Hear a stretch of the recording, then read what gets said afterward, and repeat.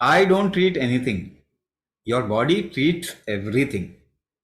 I tell you the way how your body can treat it.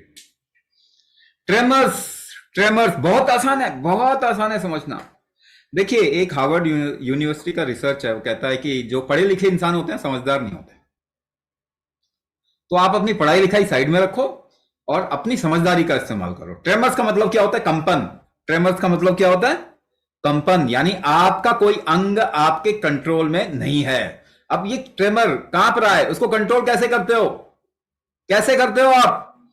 ऐसे tight कर लेते हो, सांस को रोक के इसको टाइट कर लेते हो। टाइट कैसे करोगे? पीछे देखो, सांस को रोक के टाइट करोगे। सांस को रोक के टाइट करोगे तो कंट्रोल में आता है। अगर चक्कर आ रहे हैं और आप अपने आप को बैलेंस करना, क्या करते हो? सांस रोक लेते हैं।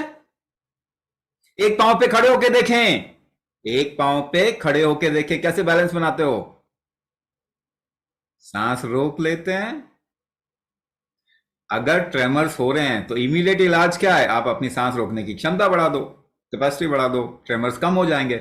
नाउ, ट्रेमर्स केवल इसी वजह से कम नहीं होंगे, इमीडिएटली रिलीफ मिल जाएगा। फिर क्या करें? अब जो ये सांस रोकना जो होता है, ये आपके शरीर में किसी चीज को डाइजेस्ट करने के लिए भी इस्तेमाल होता है। आपको मालूम है, छींकते हैं आप, छींक मारी होगे सभी ने, सांस रुकती है उससे पहले। उल्टी होती है, सांस रुकती है उससे पहले। आप शरीर में कहीं पर भी कोई असर डालना चाहते हैं, सांस रोक के डालते हैं। जैसे कॉन्स्टिपेशन हो गया, नई सफाई हो रही पेट की, तो थोड़ा सांस रोक के जोर लगाते हैं कि नहीं लगाते? बिना सांस रोके आपके शरीर में कोई चीज फ्लो ही नहीं होती। तो अगर फ्लो होगी तभी तो बॉडी में नई चीजें बनेंगी आपके शरीर में। देखिए एक चीज, आपके शरीर की जो डाइजेशन हीट है, डाइजेस्टिव हीट है, वही तो पचाएगी ना। और आप एक काम कीजिए, सांस रोकिए थोड़ी देर, जितनी आपकी कैपेसिटी हो, 10 मिनट तक करते जाओ, देखिए आपका पसीना आ जाएगा, आपका शरीर गर्म हो जाएगा।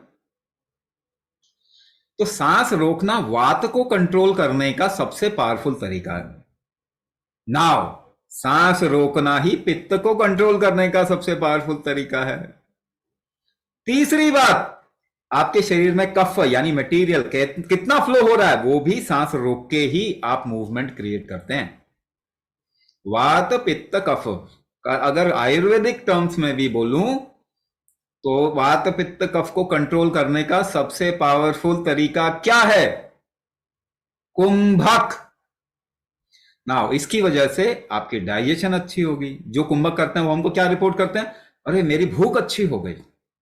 जो चीज पहले नहीं पचती थी वो पचने लग गई। पहले क्या होता था? मूवमेंट नहीं होता था। अभी किसी ने पूछा एसिड रिफ्लक्स ये वो, है ना? एसिड रिफ्लक्स के बारे में किसी ने पूछा है ना? थ्रोट का इश्यू, एसिड थ्रोट का इश्यू इसलिए क्योंकि एसिड ऊपर आ रहा है, ठीक है ना? तो एसिड रिफ्लक्स का मतलब क्या है? फ्लो नीचे की तरफ में नहीं जा रहा, तभी तो एसिड वापस आ रहा है। और प्रेशर डालेंगे तो फ्लो जाने लग जाएगा कि नहीं? आपका किचन का सिंक ब्लॉक होता है तो क्या करते हैं? पाइप ब्लॉक हो गया तो क्या करेंगे? प्रेशर लगाते हैं कि नहीं? और खुल जाता है। आपके जूस पीते हैं, पल्प आ गया, फंस गया आपके स्ट्रॉ में, थोड़ा जोर लगाओ, क्लियर हो जाता है।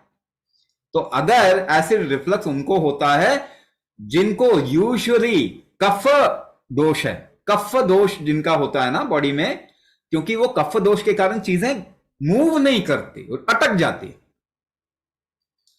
तो वो अगर कुंभक करेंगे एसिड रिफ्लक्स एकदम से चला। बहुत आसान है एसिड रिफ्लक्स जाना, मगर दवाई खा के अगर एसिड रिफ्लक्स को आप ठीक करेंगे तो एसिडिटी को थोड़ा नॉर्मलाइज तो कर पाएंगे, आपको आराम तो मिल जाएगा, मगर मूवमेंट में कोई फायदा नहीं होगा।